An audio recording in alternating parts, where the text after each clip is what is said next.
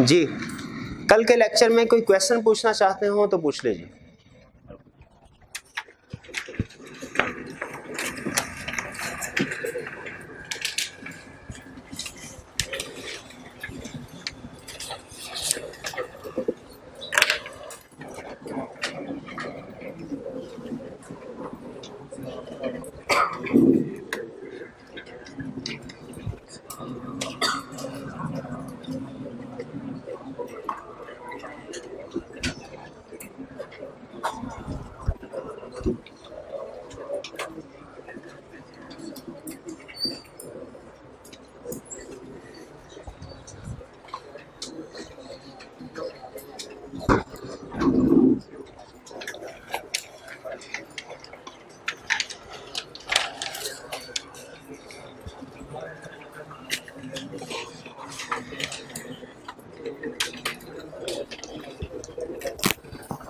जी, कल के लेक्चर में कोई क्वेश्चन हो तो पूछ लीजिए वन बाय वन। जी,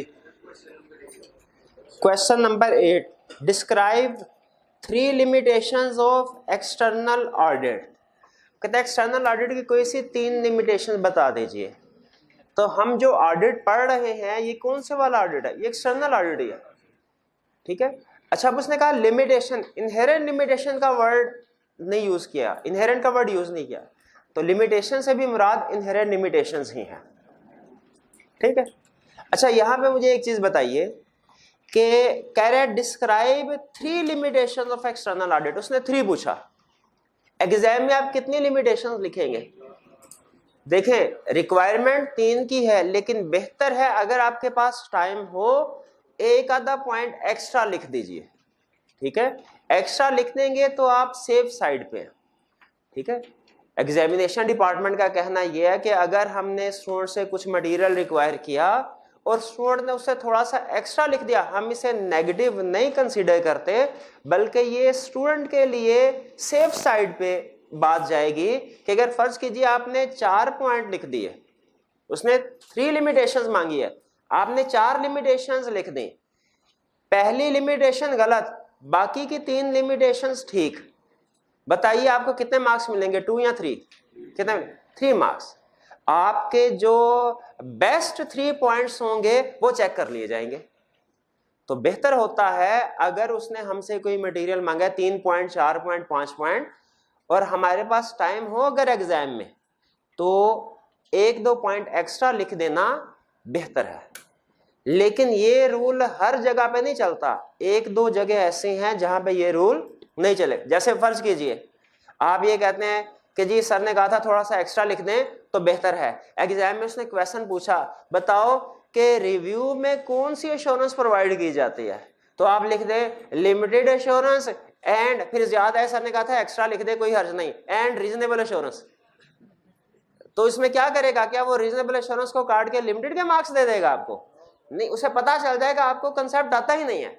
यहां पे इस तरह के क्वेश्चन में फिर एक्स्ट्रा लिखना मुनासिब नहीं है। जहां पे हमने सिलेक्शन करनी हो कि या ये पॉइंट लिखना है या ये, जहां पे हमारे पास लिस्ट है 8 पॉइंट की, उसने 5 पॉइंट पूछे, मेरे पास टाइम होगा तो मैं एक आधा एक्स्ट्रा भी लिख दूंगा, बेहतर है, ठीक है। ना भी लिखे कोई हर्ज नहीं है, ठीक है, लेकिन मेरी सजेशन यह है कि इस तरह के क्वेश्चन में एक आधा पॉइंट एक्स्ट्रा लिख दिया कर।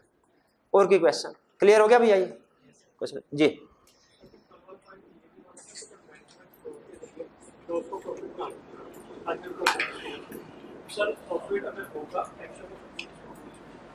थोड़ा सा ऊंचे बोलिएगा, मुझे आवाज नहीं आ रही।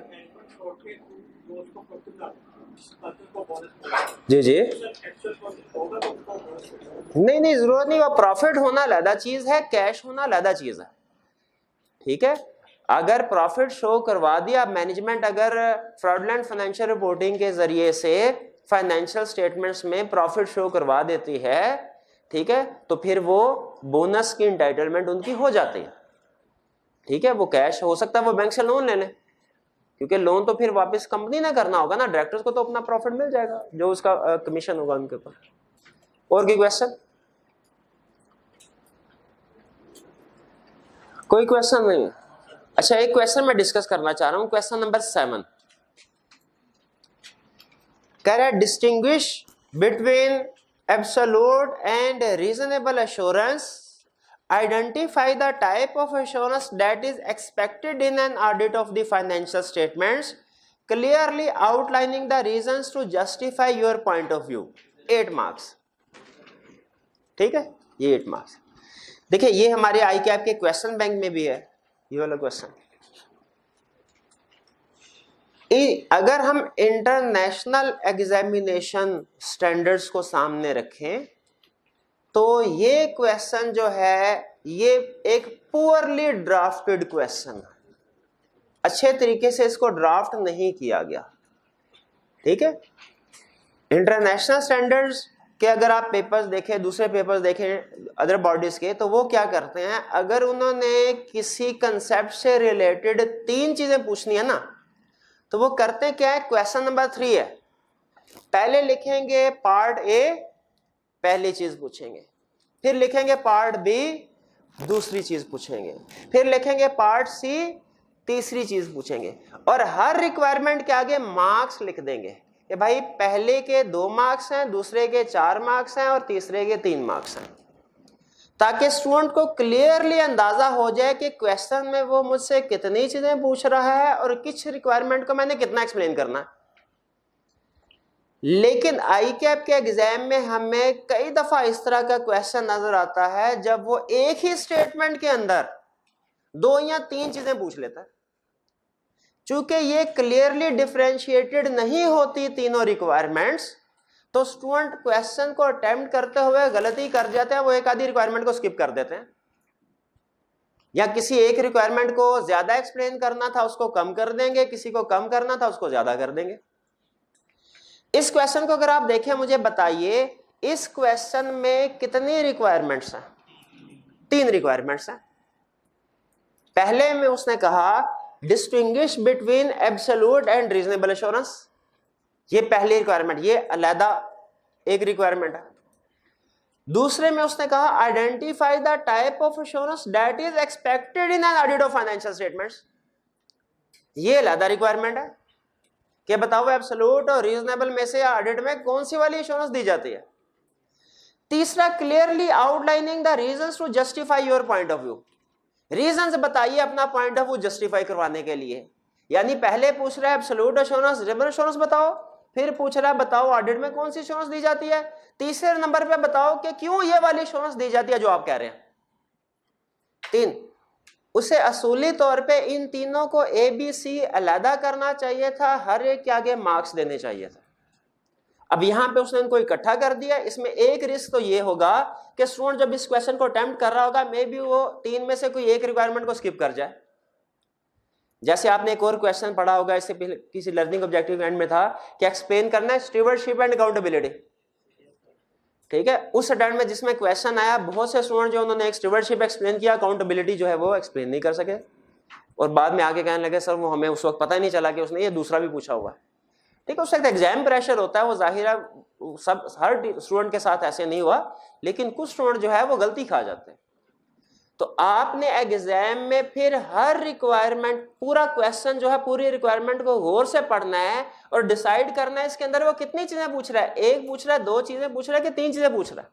ये 3 in 1 क्वेश्चन है, ठीक है। और फिर आपने खुद से जजमेंट अप्लाई करनी होगी कि किस रिक्वायरमेंट के कितने मार्क्स हैं, खुद से जजमेंट अप्लाई करनी होगी कि पहली वाली में कितने मार्क्स है, दूसरे वाले में कितने हैं, तीसरे वाले में कितने हैं, टोटल 8 मार्क्स हैं, ठीक है। प्रोबेबली जो मेरी जजमेंट है, ये जो उसने पूछा है distinguish between absolute and reasonable assurance, इसके शायद 2 नंबर होंगे या 3 नंबर होंगे, 2 या 3। Identify the type of assurance that is expected in an audit of financial statement, शायद इसका 1 मार्क्स हो, 1 मार्क, क्योंकि हमने सिर्फ ये बताना है कौन सी एश्योरेंस दी जाती है। फिर जो रीजंस पूछ रहा है, इसके शायद 3 ज्यादा मार्क्स होंगे, 3-4, ठीक है। तो इस तरह के जब एग्जाम में कोई भी क्वेश्चन आएगा, आपने पहले उसकी रिक्वायरमेंट को तसल्ली से पढ़ लेना है और डिसाइड कर लेना है कि इसके अंदर 1 रिक्वायरमेंट है, 2 है या 3 है, ठीक है। उसको अंडरलाइन कर लीजिए, और अगर मार्क्स एंड पे कंबाइन दिए गए हैं तो वैल्यूएट कीजिए कि किस रिक्वायरमेंट के कितने मार्क्स हो सकते हैं। अब इसको सॉल्व करते हैं। पहला कह रहा है distinguish between absolute and reasonable assurance. मुझे बताइए, उसने कह रहा है डिस्टिंग्विश कीजिए, डिफरेंशिएट कीजिए। क्या इसका यह मतलब है कि इस तरह का क्वेश्चन जब भी मैंने प्रेजेंट करना है पेज के दरमियान में लाइन लगाऊंगा, लेफ्ट साइड पे एब्सोल्यूट एश्योरेंस लिखूंगा, राइट साइड पे रीजनेबल लिखूंगा और उधर यस नो या चेकलिस्ट फॉर्मेट में इसको अटेम्प्ट करूंगा? क्या इसका यह मतलब है? याद रखिए, इसका यह मतलब लाजमी नहीं है कि इस तरह क्वेश्चन अटेम्प्ट हो। अगर एग्जाम में हमसे कहता है कि डिफरेंशिएट करें दो टर्म्स को, अगर तो हमने डिफरेंस इस तरह कंपैरेटिव फॉर्म में पढ़ा है तो आपने इसको उसी तरह कंपैरेटिव फॉर्म में ही लिखना होगा। लेकिन अगर हमने उसको इस तरह कंपैरेटिव फॉर्म में नहीं पढ़ा तो आपने उसे सिंपल स्टेटमेंट फॉर्म में जैसे डेफिनेशंस लिखते हैं वैसे ही रिप्रोड्यूस करना है। यहां पे उसने कहा है डिफरेंशिएट कीजिए एब्सोल्यूट एश्योरेंस और रीजनेबल एश्योरेंस। मुझे बताइए कि क्या हमने कोई कंसेप्ट ऐसे पढ़ा दरमियान में लाइन लगा के लेफ्ट साइड पे एब्सोल्यूट राइट पे रीजनेबल? नहीं पढ़ा। तो इसका मतलब है दोनों की डेफिनेशन पूछ रहा है। Definition is a part of difference.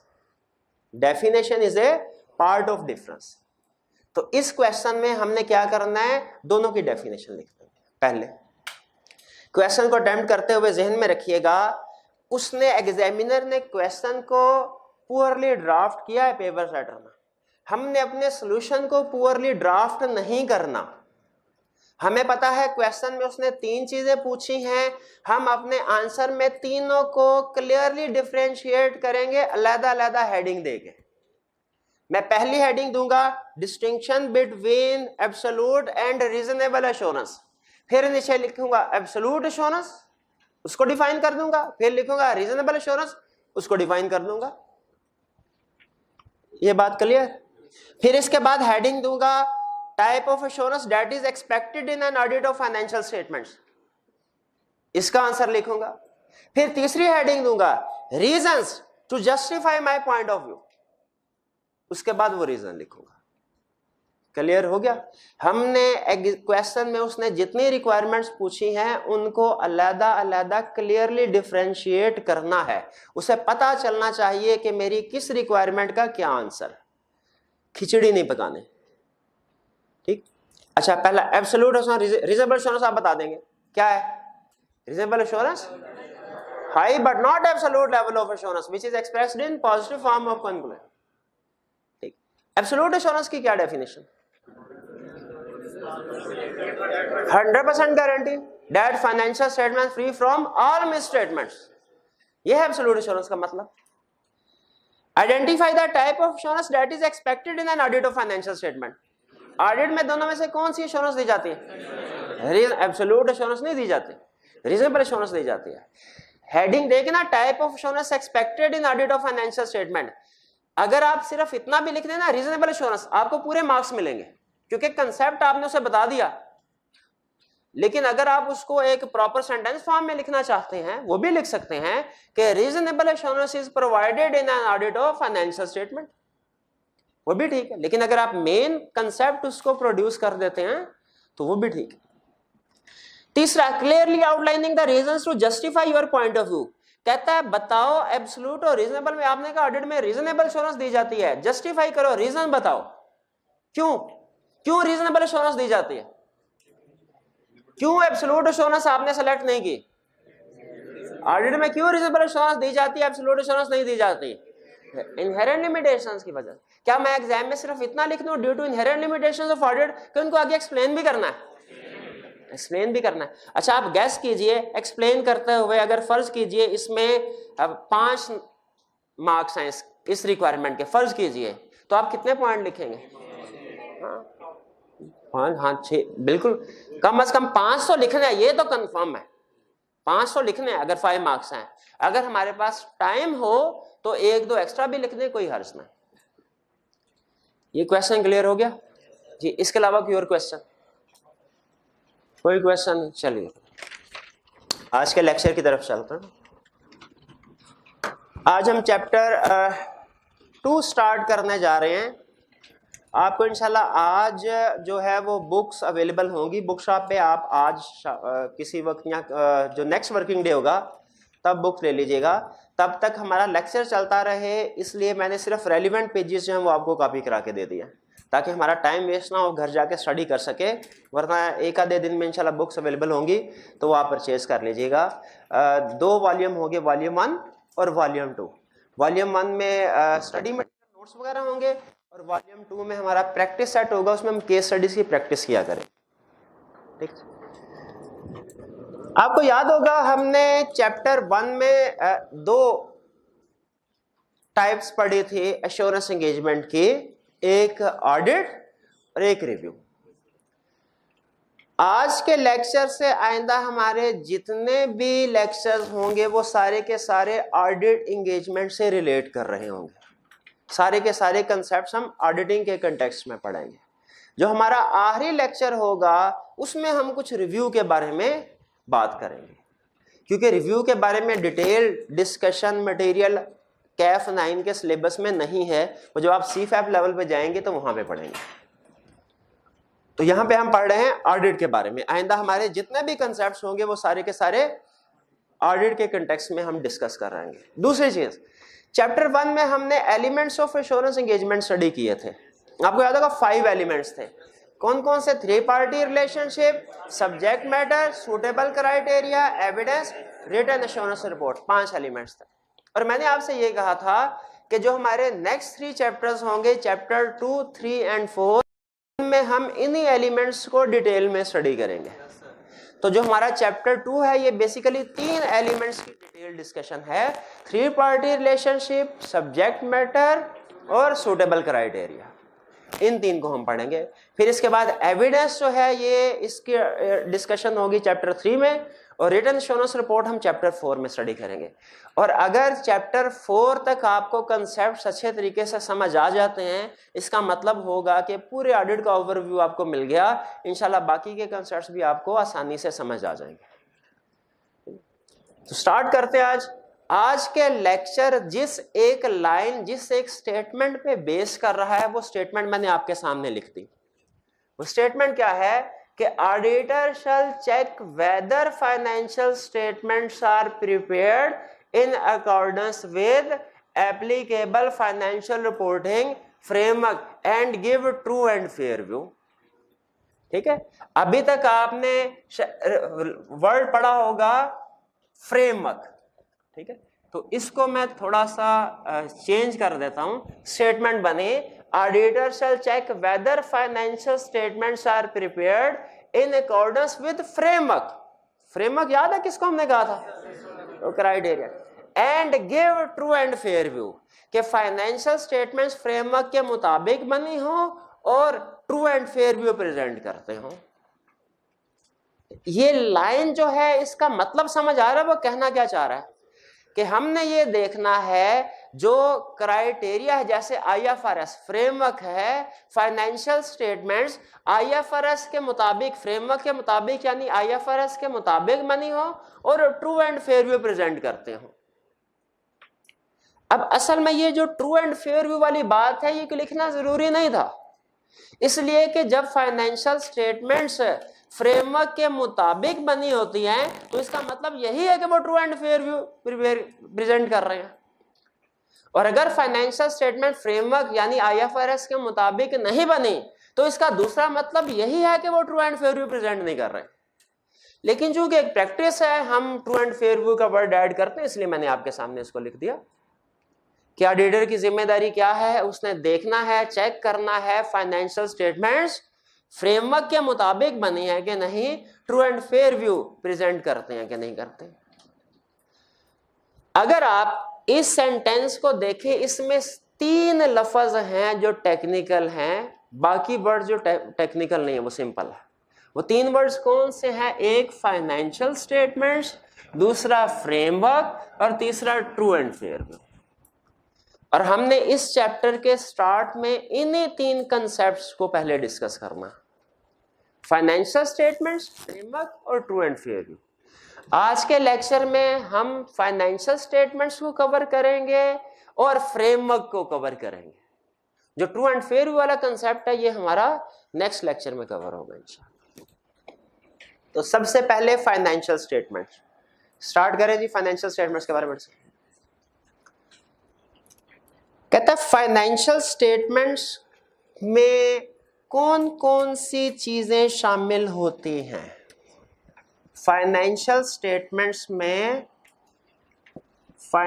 Statements में कौन कौन सी चीजें शामिल होती है कि complete set of financial statements?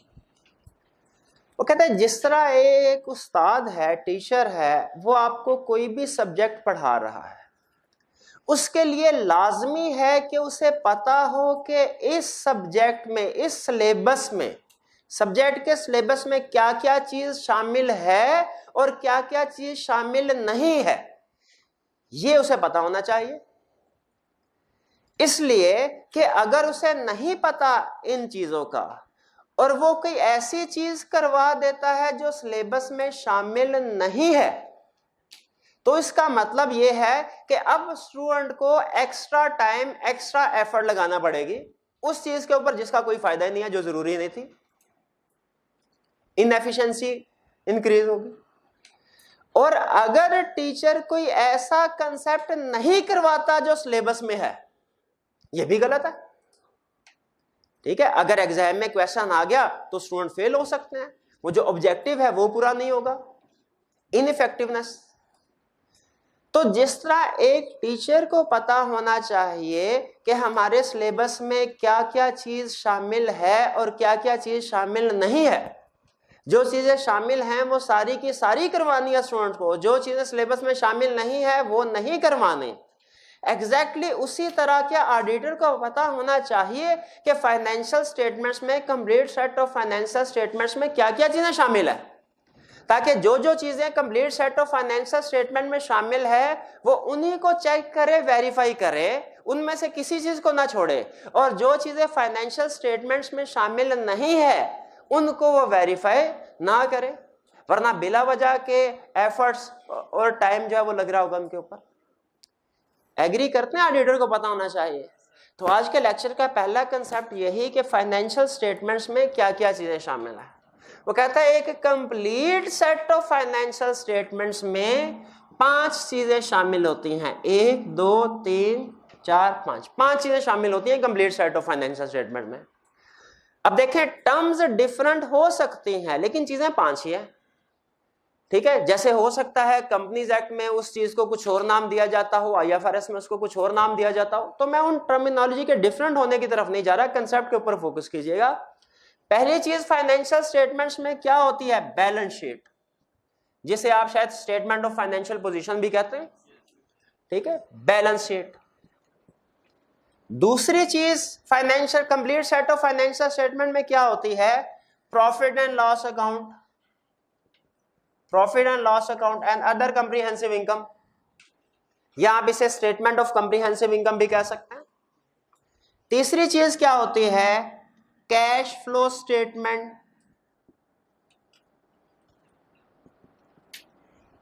Fourth, statement of changes in equity, statement of changes in equity. और fifth, notes to the accounts, notes to the accounts.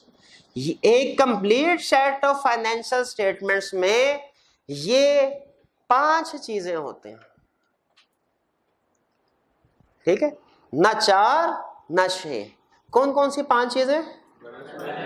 Balance sheet, profit loss account, cash flow statement, statement change in equity, notes to the accounts. ये 5 चीजें हमने as auditor in 5 चीजों को verify करना है। ठीक है, अगर हम इन 5 चीजों में से किसी छठी चीज को भी वेरीफाई कर दें तो प्रोफेशन में उसके लिए टर्म यूज की जाती है, आपने ओवर ऑडिटिंग की, यानी एक ऐसा काम कर दिया जो आपको करने की जरूरत नहीं थी। और अगर इन 5 में से किसी एक चीज को छोड़ दे, 4 चीजें कर लें, तो टर्म यूज की जाती है आपने अंडर ऑडिटिंग की, यानी ऐसा काम जो करना चाहिए था आपने नहीं किया। तो फाइनेंशियल स्टेटमेंट्स में कितनी चीजें शामिल होती हैं complete set of financial statement में? 5। अब आप कहेंगे सर ये कौन सी नई चीज सिखाई आपने, ये तो हम पहली अकाउंटिंग में पढ़ी हुई है हमने। तो सुनिए, अब इस कंसेप्ट हमें लग रहा है सिंपल, लेकिन ICAP एग्जाम में टेस्ट कैसे करता है? एक क्वेश्चन में उसने कहा मैं एक स्टेटमेंट लिख रहा हूं, इसमें से हो सके तो गलती ढूंढिए। स्टेटमेंट क्या है, ऑडिटर बता रहा है शेयर होल्डर्स को, क्या कह रहा है, वी हैव, गौर से सुनिएगा, रिपीट नहीं करूंगा, कह रहा है we have audited a next balance sheet, profit and loss account, cash flow statement and notes to the accounts. बताइए क्या कोई गलती है? बिल्कुल complete set of financial statement में एक चीज मिसिंग है, क्या? Statement of changes negative. तो अगर आपका कंसेप्ट क्लियर है, पता आपको कंप्लीट सेट ऑफ फाइनेंशियल में पांचों चीजें होती है, फिर आप एरर आइडेंटिफाई कर सकेंगे, वरना नहीं कर सकेंगे। इसी कंसेप्ट के ऊपर एक और एग्जाम क्वेश्चन पूछ लूं, गौर से सुनिएगा। उसने कहा आपने फाइनेंशियल स्टेटमेंट्स को वेरीफाई कर लिया और प्रॉफिट एंड लॉस अकाउंट में प्रॉफिट शो हो रहा है 70 मिलियन का, वेरीफाई कर। डायरेक्टर्स ने अपनी रिपोर्ट भी शेयर होल्डर को भिजवाई है। डायरेक्टर रिपोर्ट आपने लॉ में पढ़ा होगा, वो अब जब साल खत्म होता है तो डायरेक्टर्स फाइनेंशियल स्टेटमेंट्स प्रिपेयर करते हैं, उसके साथ ऑडिट रिपोर्ट अटैच करते हैं, उसके साथ डायरेक्टर्स रिपोर्ट अटैच करते हैं, कुछ दूसरी इंफॉर्मेशन भी होती है, एक पूरी बुक से बनाते हैं जिसे हम क्या नाम देते हैं, एनुअल रिपोर्ट। शाबाश, एनुअल रिपोर्ट कहते हैं। और वो एनुअल रिपोर्ट शेयर होल्डर्स को भिजवाई जाती है। ठीक है, तो फाइनेंशियल स्टेटमेंट्स में जो आपने वेरीफाई की है, प्रॉफिट शो हो रहा है 70 मिलियन। डायरेक्टर्स रिपोर्ट, उसमें डायरेक्टर्स ने कहा we proudly announce profit of 700 million. अब डायरेक्टर्स रिपोर्ट गलत है, फाइनेंशियल स्टेटमेंट्स में जो आपने 70 है वो ठीक लिखा हुआ है, डायरेक्टर्स रिपोर्ट में 700 मिलियन। बताइए ऑडिटर अपनी रिपोर्ट में अनमोडिफाइड ओपिनियन एक्सप्रेस करेगा या मॉडिफाइड ओपिनियन? कितने स्टूडेंट का ख्याल है अनमोडिफाइड ओपिनियन, कितनों का ख्याल है मॉडिफाइड ओपिनियन? करेक्ट आंसर है अनमोडिफाइड ओपिनियन एक्सप्रेस करेगा, इसलिए कि ऑडिटर की रिस्पॉन्सिबिलिटी है फाइनेंशियल स्टेटमेंट्स को वेरीफाई करना। और फाइनेंशियल स्टेटमेंट्स में देखें कहीं पे डायरेक्टर रिपोर्ट है नहीं है, तो इसका मतलब है डायरेक्टर रिपोर्ट में जो मर्जी गलती हो, डायरेक्टर रिपोर्ट में चाहे तबाही फिरी हो, फाइनेंशियल स्टेटमेंट्स अगर ठीक हैं तो ऑडिटर ओपिनियन कौन सा देगा? Unmodified opinion. ठीक है, ये जो हमारे छोटा सा कंसेप्ट है ध्यान में रखिएगा। जो डायरेक्टर्स एनुअल रिपोर्ट सेंड करते हैं शेयर होल्डर्स को, इसमें एक तो फाइनेंशियल स्टेटमेंट्स होती हैं जो हमारे लिए अहम है, फाइनेंशियल स्टेटमेंट्स के अलावा कुछ दूसरी चीजें भी होती हैं एनुअल रिपोर्ट में। एनुअल रिपोर्ट में याद रखिएगा फाइनेंशियल स्टेटमेंट्स के अलावा जो भी चीज होगी उसे हम कहेंगे अदर इंफॉर्मेशन। एनुअल रिपोर्ट में फाइनेंशियल स्टेटमेंट्स के अलावा जो भी चीज होगी उसे हम कहेंगे अदर इंफॉर्मेशन। अदर इंफॉर्मेशन की सबसे बड़ी एग्जांपल है डायरेक्टर्स रिपोर्ट। डायरेक्टर्स रिपोर्ट,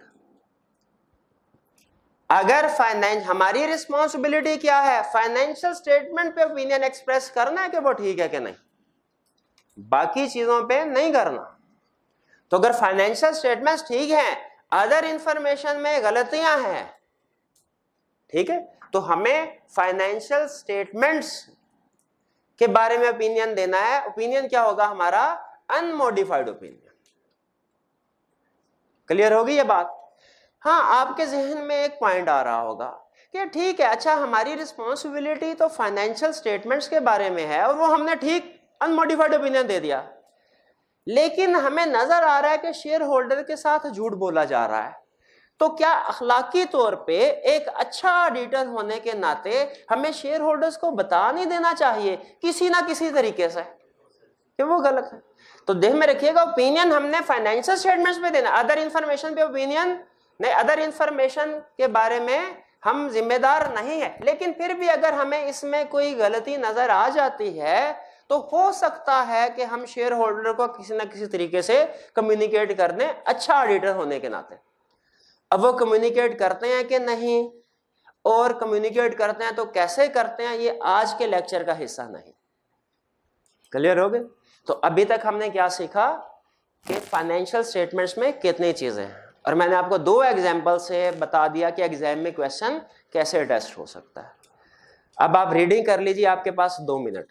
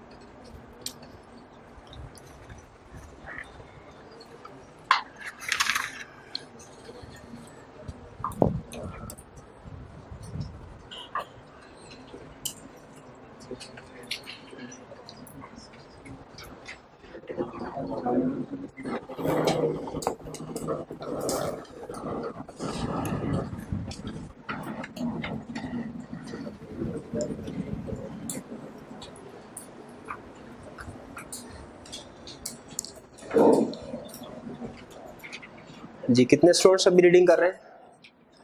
हो गई रीडिंग? कोई क्वेश्चन है तो पूछ लीजिए। जी हाँ जी, ऑडिट रिपोर्ट जो एनुअल रिपोर्ट है इसमें एक तो फाइनेंशियल स्टेटमेंट्स है, एक अदर इंफॉर्मेशन है। ठीक है, आपके लेवल के लिए, आपके लिए इतना जानना जरूरी है कि एनुअल रिपोर्ट में फाइनेंशियल स्टेटमेंट्स के अलावा जो भी इंफॉर्मेशन होगी वो अदर इंफॉर्मेशन होगी।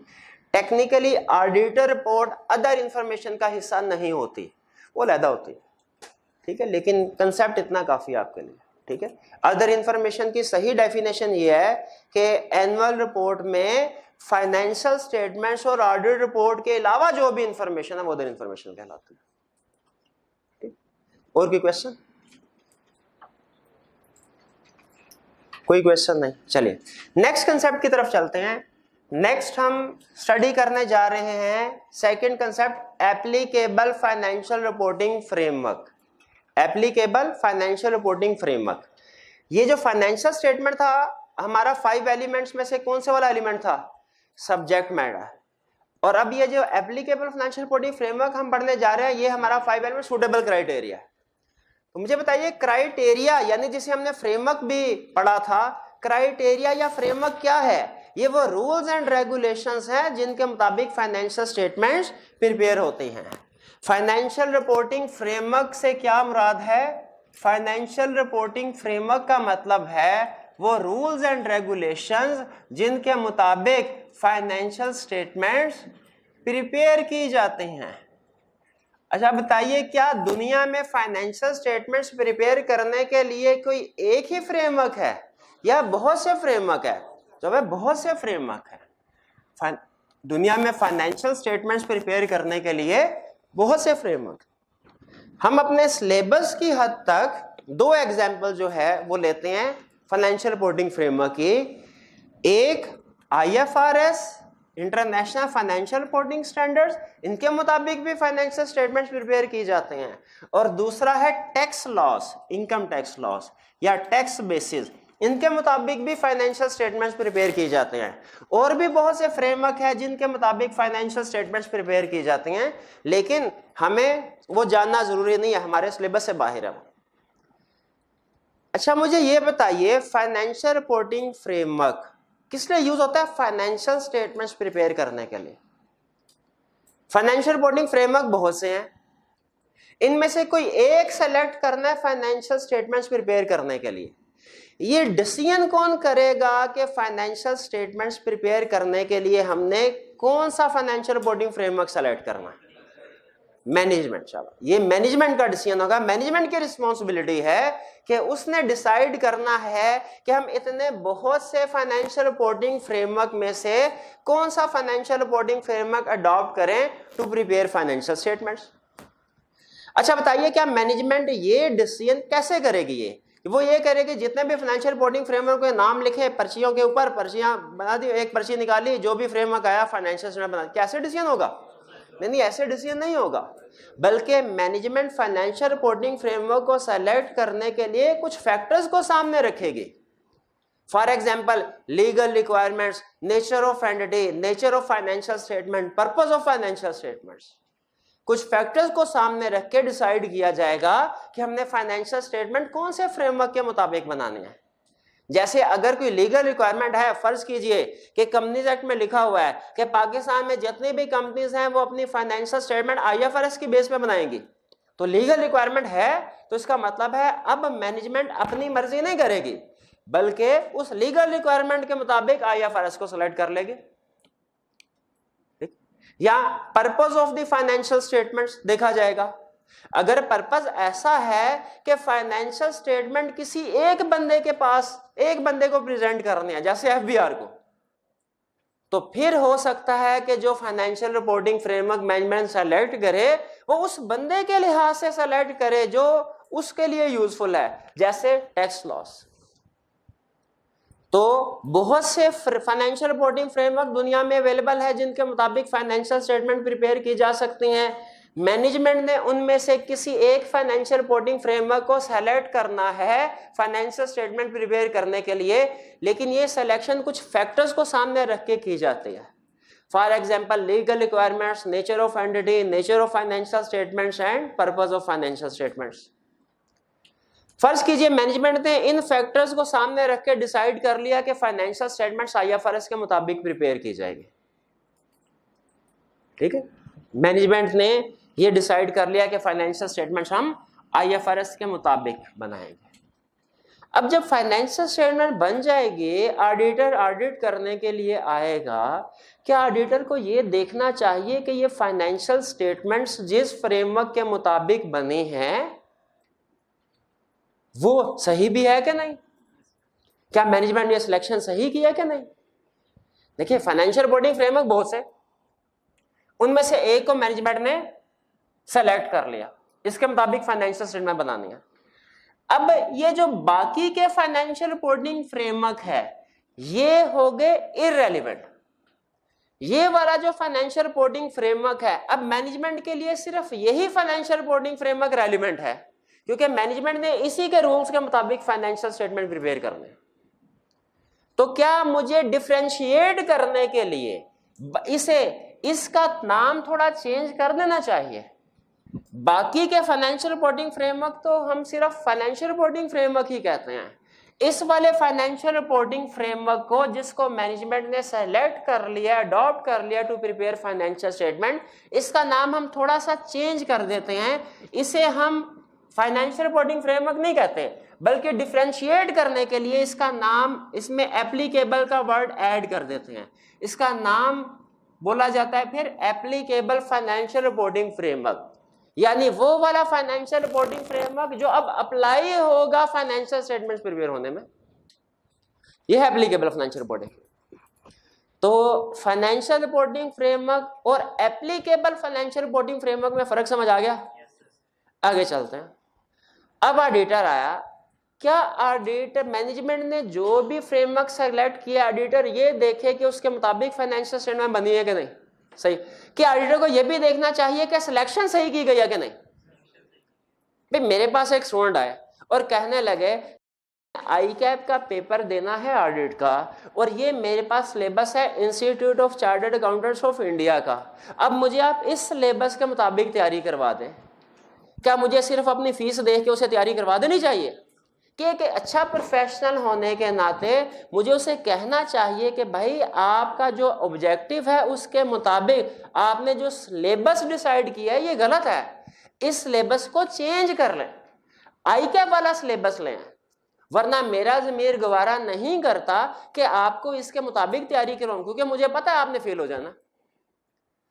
उसी तरह अगर मैनेजमेंट ने फाइनेंशियल स्टेटमेंट्स जो हैं वो भिजवानी है एफबीआर को और applicable financial reporting framework select कर ले आईएफआरएस, मुझे बताइए क्या ऑडिटर को ऐसे क्लाइंट को एक्सेप्ट करके ऑडिट करते रहना चाहिए कि पहले उसे कहना चाहिए कि भाई अपना एप्लीकेबल फाइनेंशियल रिपोर्टिंग फ्रेमवर्क आपने गलत सेलेक्ट किया है, इसको चेंज करें, और अगर चेंज नहीं करते तो फिर मैं ऑडिट नहीं करूंगा। बताइए क्या ऑडिटर को देखना चाहिए कि नहीं कि एप्लीकेबल फाइनेंशियल रिपोर्टिंग फ्रेमवर्क सही सेलेक्ट किया है कि नहीं? बिल्कुल देखना चाहिए। और हमारी किताबों में लिखा है अगर तो ये applicable financial reporting framework acceptable है ऑडिटर के लिए, यानी मैनेजमेंट ने सिलेक्शन सही किया है, तो ऑडिटर ऑडिट करेगा इसको। और अगर ये एक्सेप्टेबल नहीं है तो याद रखें ऑडिटर ऑडिट नहीं करता। ऑडिटर पहले मैनेजमेंट को रिक्वेस्ट करता है कि फ्रेमवर्क को चेंज कर लें, फ्रेमवर्क चेंज कर लिया तो ठीक, अगर नहीं चेंज किया तो हमने याद रखे ऐसे क्लाइंट को एक्सेप्ट नहीं करना, क्योंकि जिसका फाइनेंशियल रिपोर्टिंग फ्रेमवर्क ही गलत है ऑटोमेटिकली उसके मुताबिक जो फाइनेंशियल स्टेटमेंट्स बनेगी वो भी गलत है ऑटोमेटिकली। तो क्लियर हुई बात? 3 टर्म्स है, जिस स्टूडेंट को इन तीनों टर्म में डिफरेंस क्लियर है उसने ये कंसेप्ट समझ लिया। पहली टर्म है फाइनेंशियल रिपोर्टिंग फ्रेमवर्क, दूसरी टर्म है एप्लीकेबल फाइनेंशियल रिपोर्टिंग फ्रेमवर्क, और तीसरी टर्म है acceptable financial reporting framework. Clear हुई बात? चलिए आपको 2 मिनट दिए जा रहे हैं, लर्निंग ऑब्जेक्टिव 2 की रीडिंग कर लीजिए।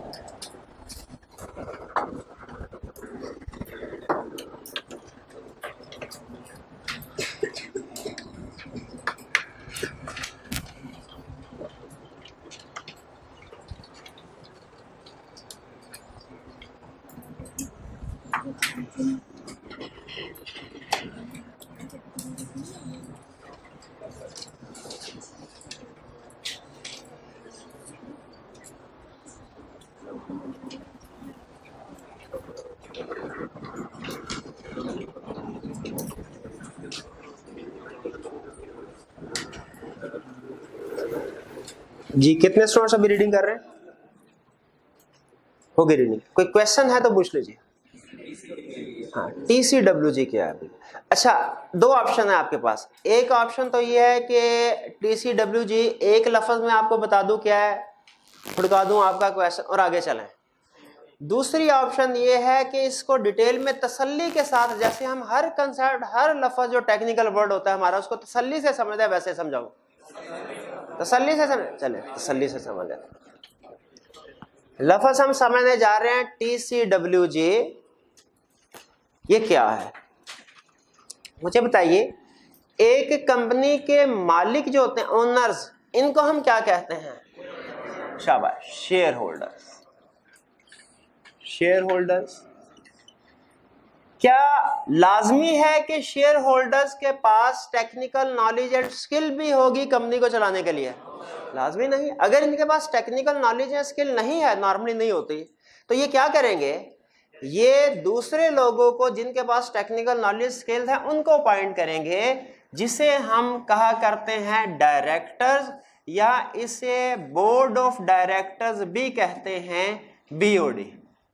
इससे पहले मैं साथ मैनेजमेंट भी लिखा करता था, लेकिन अब वो वक्त आ गया कि मैं दोनों टर्म्स को डिफरेंशिएट करूं। आपको याद होगा मैंने स्टार्ट में कहा था कि एक ही टर्म रखेंगे, आगे चल के मैं आपको फर्क बताऊंगा।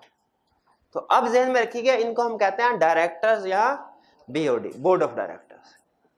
अच्छा, शेयर होल्डर्स तो चले गए घर, ये आएंगे 1 साल के बाद AGM में देखने के लिए कि पूरे साल की फाइनेंशियल स्टेटमेंट परफॉर्मेंस क्या रही है बिजनेस की।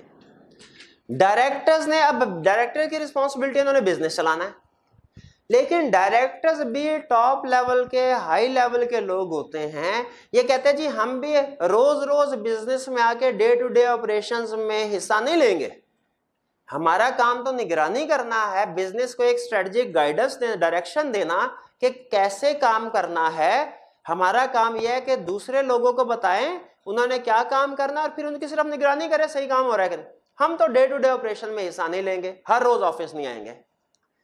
तो डायरेक्टर ने कहा कि हम ऐसा करते हैं, बिजनेस को जरूरत के लिहाज से मुख्तलिफ डिपार्टमेंट्स में क्लासिफाई कर देते हैं और हर डिपार्टमेंट का एक हेड अपॉइंट कर देते हैं। तो इन डायरेक्टर्स ने क्या किया, बिजनेस को डिफरेंट डिपार्टमेंट्स में क्लासिफाई किया। नीड के लिए हो सकता है ये डिपार्टमेंट 4 हो सकता है ये डिपार्टमेंट 10 हो सकता है 20 हो, बिजनेस की जरूरत के लिहाज से डिफरेंट ये डिपार्टमेंट्स कौन कौन से हो सकते हैं। फॉर एग्जांपल डिपार्टमेंट हो सकता है कि human resource department, human resource department हो सकता है। और डिपार्टमेंट क्या होता है, बिल्कुल मार्केटिंग डिपार्टमेंट हो सकता है, सेल्स एंड मार्केटिंग डिपार्टमेंट हो सकता है। और क्या हो सकता है, अकाउंटिंग एंड फाइनेंस डिपार्टमेंट, बिल्कुल शाबाश, ये हो सकता है।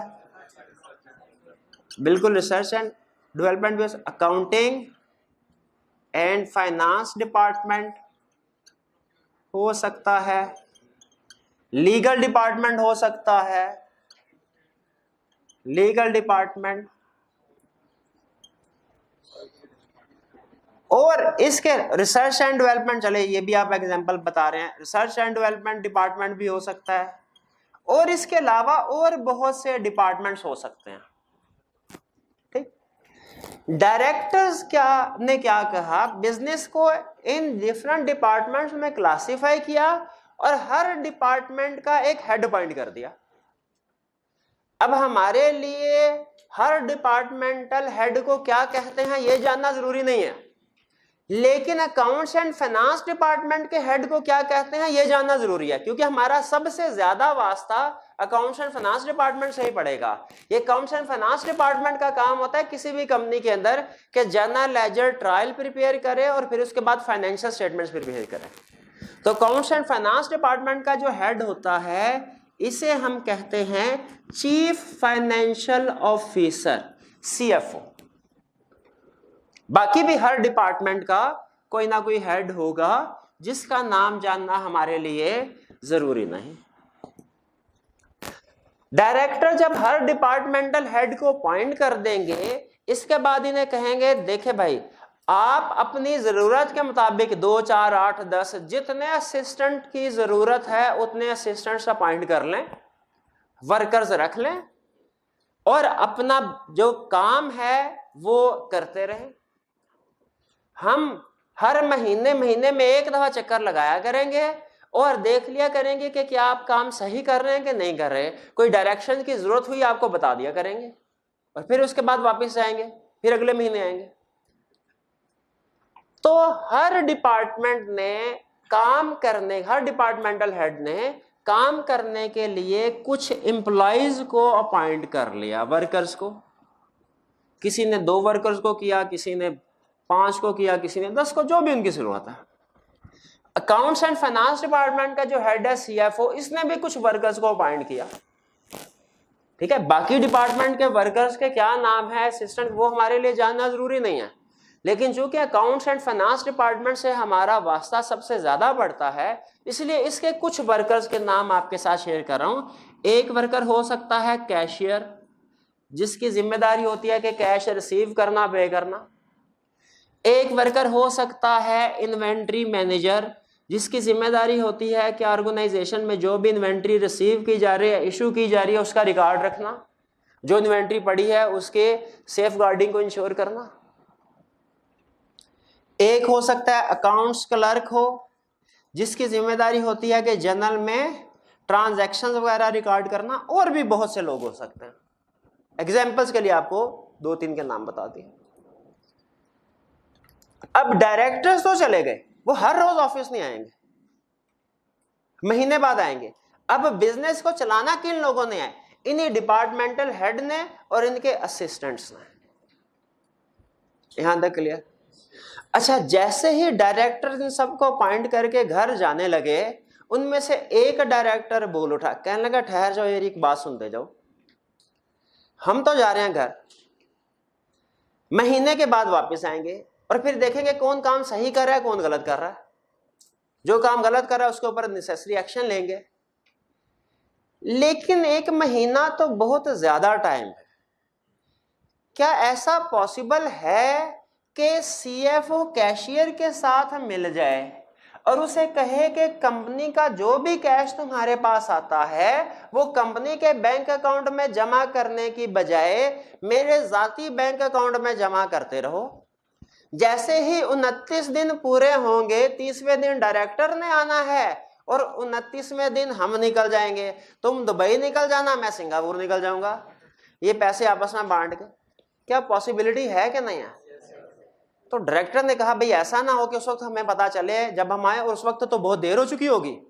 तो कोई ना कोई ऐसा मैकेनिज्म होना चाहिए कि इन सब के काम, हम ऑफिस भी ना आए लेकिन इन सब के काम की चेकिंग भी डेली बेसिस पे होती रहे, और अगर कोई इस तरह की गड़बड़ कर रहा है तो हमें उसी दिन पता चल जाए। उन्होंने कहा हाँ बिल्कुल, एक सिस्टम है। क्या सिस्टम? उन्होंने कहा जहां हमने इतने सारे डिपार्टमेंट्स एस्टेब्लिश किए हैं काम करने के लिए, वहां पे एक और डिपार्टमेंट एस्टेब्लिश कर लेते हैं। इस डिपार्टमेंट को नाम दिया जाता है इंटरनल ऑडिट डिपार्टमेंट का। क्या नाम दिया जाता है? इंटरनल ऑडिट डिपार्टमेंट का। इसमें इंटरनल ऑडिट डिपार्टमेंट में जो लोग काम करते हैं उन्हें कहा जाता है इंटरनल ऑडिटर्स। डायरेक्टर्स ने एक एडिशनल डिपार्टमेंट एस्टेब्लिश किया इंटरनल ऑडिट डिपार्टमेंट के नाम से, और इंटरनल ऑडिट डिपार्टमेंट वाले लोगों ने पूछा सर हमने क्या काम करना है? उन्होंने कहा काम आपने ये करना है कि कोई काम नहीं करना, बल्कि जो दूसरे लोग काम कर रहे हैं डिपार्टमेंट्स, उनके काम को चेक करना है सही कर रहे हैं कि नहीं कर रहे। अगर आपको लगता है कि काम सही नहीं कर रहे, जो जो ये प्रॉब्लम कर रहे हैं उनको नोट करते जाएं। अगर तो प्रॉब्लम कोई रूटीन नेचर की छोटी मोटी प्रॉब्लम तो उसको नोट करते जाएं, और जब हम महीने बाद आएंगे तो हमें एक रिपोर्ट की शक्ल में सारी प्रॉब्लम दे दीजिएगा, इस डिपार्टमेंट वाले ये काम कर रहे हैं, इस डिपार्टमेंट वाले ने ये काम गलत किया। लेकिन अगर कोई बड़ा मसला हो जैसे फ्रॉड वगैरह का, तो फिर महीना गुजरने का इंतजार ना करना, ये हमारा मोबाइल नंबर है, फौरी कॉल कर देना हमें, हम इमीडिएटली एक्शन लेंगे इसके ऊपर। इंटरनल ऑडिट वालों ने कहा बिल्कुल ठीक है। यहां तक स्ट्रक्चर क्लियर है? अब मैं आपके साथ टर्म्स जो है वो शेयर कर रहा हूं जो कि यूज की गई हैं, टेक्निकल टर्म्स हैं जो कि यूज की गई।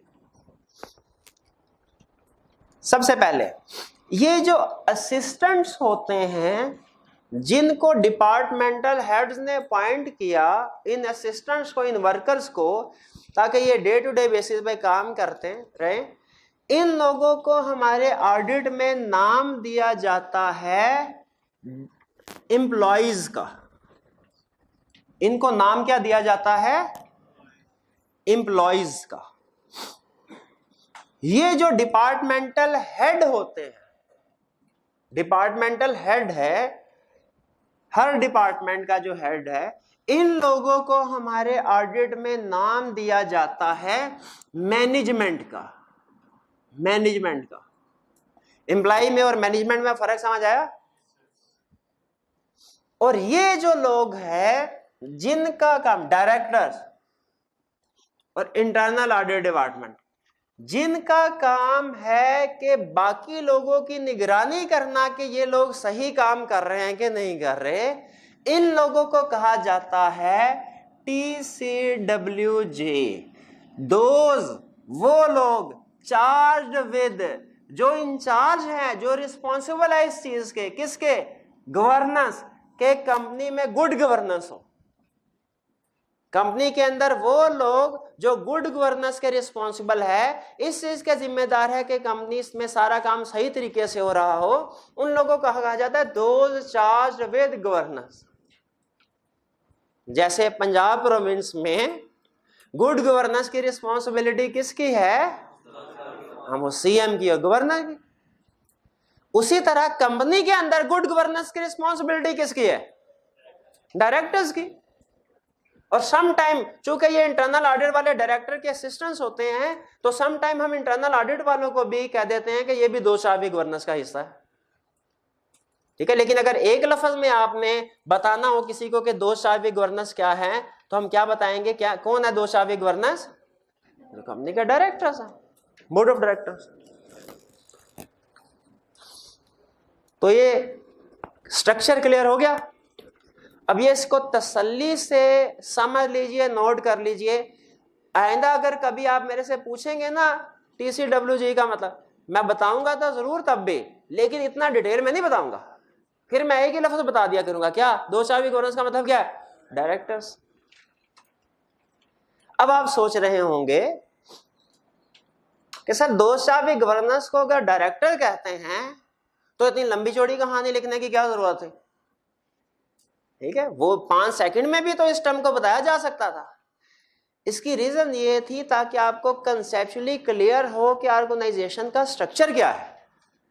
इसलिए कि हमारे आगे एडवांस लेवल पे जैसे आगे चलते जाएंगे, बहुत से ऐसे कंसेप्ट्स हैं जो समझने के लिए जरूरी है कि कौन सा डिपार्टमेंट, कौन सा बंदा किस जगह पे होता है, वरना कंसेप्ट समझ नहीं आता है। जैसे 2-3 एग्जांपल दे दूं उन कंसेप्ट्स की जो आपने बाद में पढ़ने बाद में है। ठीक है, लेकिन अभी चूंकि स्ट्रक्चर हमारे सामने है, उनकी बेस अभी वे बनाई जा सकती है। देखिए मसला ये होता है कि अगर कोई कंसेप्ट डिफिकल्ट है ना ऑडिट में, और वो सारे का सारा कंसेप्ट 0 से लेके 100 तक मैं एक ही लेक्चर में समझाऊं, तो आपको समझ नहीं आएगा। 30 पे जाके आप फारिग हो जाएगा, नहीं सर जी बस अब और समझ नहीं आ रहा। हमें क्या करना पड़ता है टीचर को कि वो एक लेक्चर में, अगर फॉर एग्जांपल मैंने 10 दिन बाद एक कंसेप्ट समझाना ना, तो तीसरे लेक्चर में थोड़ी सी बेस बनानी पड़ेगी, छठे लेक्चर में थोड़ी सी बेस बनानी पड़ेगी, 8वें लेक्चर में थोड़ी सी बेस बनानी पड़ेगी, फिर जाके 10वें लेक्चर में सही तरीके से समझ आएगा। इसीलिए आपने देखा होगा मैं अक्सर ऐसे करता हूं कि कंसेप्ट असल में थोड़ा होता है, लेकिन मैं उसे थोड़ा डिटेल में आपको एक्सप्लेन करने की कोशिश करता हूं। वो आपके जहन में आ रहा होगा शायद सर टाइम जाया कर रहे हैं। नहीं, वो टाइम नहीं जाया हो रहा, बल्कि वो हमारे एडवांस लेवल के कंसेप्ट्स की बेस बन रही है। अब देखिए टर्म छोटी सी थी, दोषावी गवर्नेंस की। अब देखिए इसमें हमारे एडवांस कंसेप्ट कैसा निकलते हैं। आगे चल के हमने एक चैप्टर पढ़ेंगे, टॉपिक पढ़ेंगे, जिसमें हमने ये सीखना है कि ऑडिटर एविडेंस ऑब्टेन करता है। ऑडिटर एविडेंस ऑब्टेन करता है तो वो किन लोगों से एविडेंस ऑब्टेन करता है, सोर्सेज ऑफ एविडेंस क्या है, उसमें वो हमें एक्सप्लेन करते हैं कि ऑडिटर ज्यादातर जो एविडेंस ऑब्टेन करेगा वो अकाउंट्स एंड फाइनेंस डिपार्टमेंट में ऑब्टेन करेगा ज्यादातर एविडेंस। लेकिन कहता है सिर्फ अकाउंट्स एंड फाइनेंस डिपार्टमेंट से एविडेंस ऑब्टेन नहीं करते हम, बल्कि others with in the entity से भी एविडेंस ऑब्टेन करते हैं। Others with in the entity से भी एविडेंस ऑब्टेन करते हैं। अब स्ट्रक्चर आपके सामने है, अब आप बता सकते हैं ये others with in the entity किसको कहता है, किसको, बाकी डिपार्टमेंट्स को। अच्छा अगर कंसेप्ट समझ आ रहा है तो बताइए ह्यूमन रिसोर्स डिपार्टमेंट से हम क्या एविडेंस ऑब्टेन करते हैं। भाई कितने एम्प्लॉइज को इस साल आपने अपॉइंट के हायर किया, उनकी सैलरी कितनी थी, ताकि हम सैलरीज एक्सपेंस को वेरीफाई कर सकें। ठीक है, अच्छा बताइए अगर कंसेप्ट समझ आ रहा है, मार्केटिंग डिपार्टमेंट से क्या एविडेंस ऑब्टेन कर सकते हैं। भाई सेल्स का क्या ट्रेंड चल रहा है, कौन सी वाली प्रोडक्ट है उसकी डिमांड ज्यादा है और कौन सी वाली प्रोडक्ट ऐसी है जिसकी डिमांड कम हो रही है, ताकि जिसकी डिमांड कम हो रही है उसको एनआरवी पे रिकॉर्ड किया जा सके। जिस प्रोडक्ट की डिमांड कम हो रही है उसको एनआरवी पे रिकॉर्ड किया जा सके। अच्छा बताइए, अगर अकाउंट्स एंड फाइनेंस डिपार्टमेंट से एविडेंस ऑब्टेन करते हैं, लीगल डिपार्टमेंट से हम क्या एविडेंस ऑब्टेन करते हैं? कंपनी के खिलाफ कौन कौन सा लीगल केसेस है, ताकि पता चल जाए कितने केसेस कंपनी के खिलाफ चल रहे हैं। जिन केसेस में कंपनी हार रही है उनकी तो प्रोविजन रिकॉर्ड की जाए और जिनमें कंपनी जीत रही है उनको इग्नोर कर दिया जाए। ऐसे करना नहीं, ऐसे नहीं करना। जिनमें कंपनी जीत रही है उनमें भी डिस्क्लोजर लाजमी है, एडिक्वेट डिस्क्लोजर। वाला कंसेप्ट याद है ना? अच्छा बताइए, रिसर्च एंड डेवलपमेंट में देखेंगे कि रिसर्च एंड डेवलपमेंट कास्ट कितनी है। आपको पता है वो स्टैंडर्ड है जो कहता है कि रिसर्च कास्ट को क्या कर दो, एक्सपेंस आउट कर दो, और डेवलपमेंट कास्ट को क्या करो, अगर क्राइटेरिया मीट नहीं हो रहा तो एक्सपेंस कर दो, अगर क्राइटेरिया मीट हो रहा है तो कैपिटलाइज कर दो। तो इस वक्त प्रोडक्ट किस फेज पे है, रिसर्च फेज पे है कि डेवलपमेंट फेज पे है, क्राइटेरिया मीट हो रहा है कि नहीं हो रहा, कहां से पता चलेगा? Research and development. तो पहला कंसेप्ट जो मैंने आपको बताया, 3 कंसेप्ट अगले जो हमने पढ़ने हैं वो मैंने आपके साथ शेयर करने हैं। पहला कंसेप्ट मैंने आपको बता दिया एविडेंस वाला, कि एविडेंस वाला जब हम टॉपिक पढ़ेंगे उसमें लिखा हुआ है कि एविडेंस हमने अकाउंट्स एंड फाइनेंस डिपार्टमेंट से तो ऑब्टेन करना ही करना है, others with in the entity से भी ऑब्टेन करना है। अच्छा बताइए, क्या इंटरनल ऑडिट वालों से कोई एविडेंस ऑब्टेन कर सकते हैं क्या? हम कहेंगे वो एक रिपोर्ट जो तुम हर महीने डायरेक्टर्स को देते हो जिनमें मसले मसाइल लिखे होते हैं वो हमें दे दो, हमारे लिए तो ये पकी पकाई खीर हो जाती है।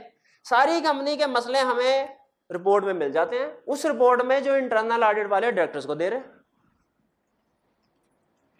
क्लियर है बात?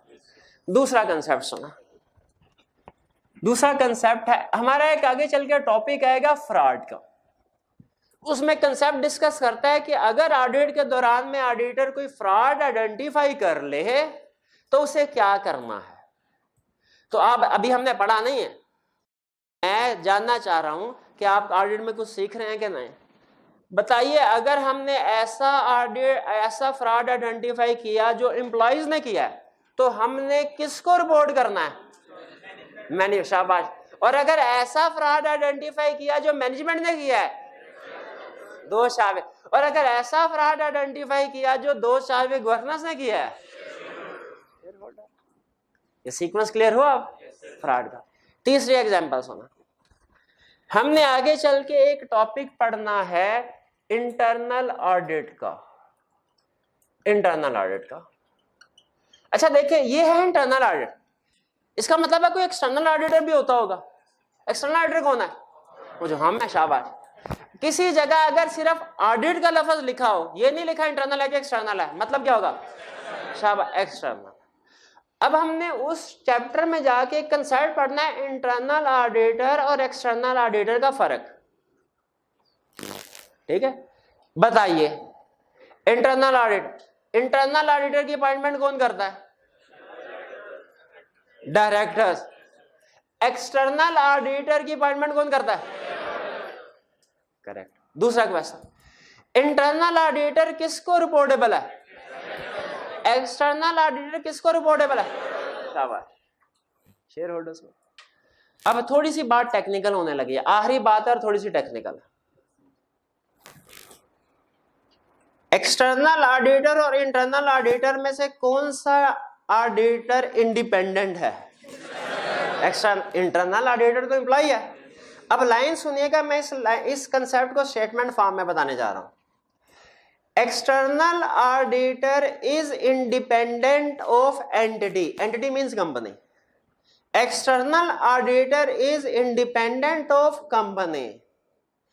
Internal auditor is not independent of company. यहां तक बात समझ आई? लेकिन ये कंसेप्ट पूरा नहीं, अब सुनिएगा जरा अटेंटिव होके। External auditor is independent of company, internal auditor is not independent of company but it should be independent of management। ये बात समझ आती है कि इसे मैनेजमेंट से इंडिपेंडेंट होना चाहिए क्योंकि उसके काम को चेक करके रिपोर्ट करना है। अब देखें आई के आपने क्वेश्चन पूछा, 2-3 क्वेश्चन आपके साथ शेयर करता हूं। केस स्टडी बेस्ड क्वेश्चन था ये, केस स्टडी में से कंसेप्ट उठाया। ये पहला पॉइंट उसने कहा इंटरनल ऑडिटर इन सब के काम की निगरानी करता है, रिपोर्ट बनाता है जो भी मसले मसाइल नजर आए और वो रिपोर्ट देता है सीएफओ को, फिर सीएफओ वो रिपोर्ट देता है डायरेक्टर को। बताइए कि प्रॉब्लम है कि नहीं? बिल्कुल प्रॉब्लम है। हमने कहा ये क्या वो सीएफओ को रिपोर्ट देगा तो सीएफओ तो अपने सारे मसले मसाइल डिलीट करके अपनी क्लीन रिपोर्ट ऊपर डायरेक्टर को दे देगा। क्या ये इंडिपेंडेंट है इस सिचुएशन में? नहीं। होना क्या चाहिए? इंटरनल ऑडिटर को डायरेक्टली रिपोर्ट करना चाहिए। ये क्लियर? दूसरा क्वेश्चन उसने कहा इंटरनल ऑडिट डिपार्टमेंट में जो लोग अपॉइंट किए जाते हैं, हायरिंग फायरिंग का डिसीजन, प्रमोशन का डिसीजन ये सीएफओ करता है। बताइए इंडिपेंडेंट है? कोई इंडिपेंडेंट नहीं। हमने कहा अगर सारे डिसीजन सीएफओ करता है तो वो तो अपॉइंटमेंट के वक्त उस बंदे से पूछेगा हाँ भाई मेरी शिकायत लगाओगे डायरेक्टर को? वो कहेगा सर अगर गलत काम करेंगे तो लगाऊंगा। वो कहेगा इसकी नौबत ही नहीं आएगी, फारग तुम। वो पॉइंट ही नहीं करेगा। प्रमोशन करनी है तो पहले उसे जो उसकी अच्छी रिपोर्ट बना के दिया करेगा उसकी प्रमोशन कर देगा।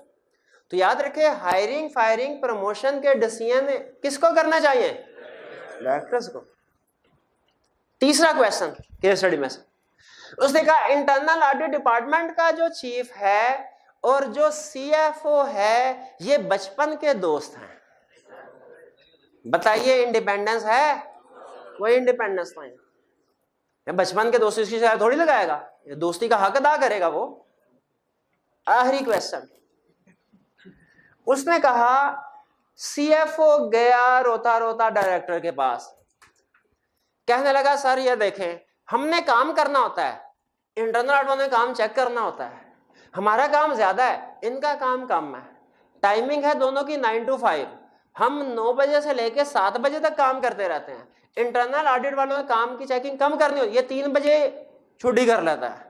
तो आप ऐसा किया कीजिए कि इंटरनल ऑडिट वालों से कहे जब ये 3 बजे अपना काम खत्म कर लें तो उसके बाद अकाउंट्स एंड फाइनेंस डिपार्टमेंट में आके हमारा हाथ बटाएं ताकि हम दोनों डिपार्टमेंट 5 बजे घरों को जा सके। बताइए डायरेक्टर को ये प्रपोजल एक्सेप्ट करना चाहिए कि रिजेक्ट? रिजेक्ट करना चाहिए। ये तो कंफ्लिक्टिंग रिस्पॉन्सिबिलिटी हो गई भाई। अगर इंटरनल ऑडिट वाला अकाउंट्स का काम करेगा तो उसको चेक कौन करेगा?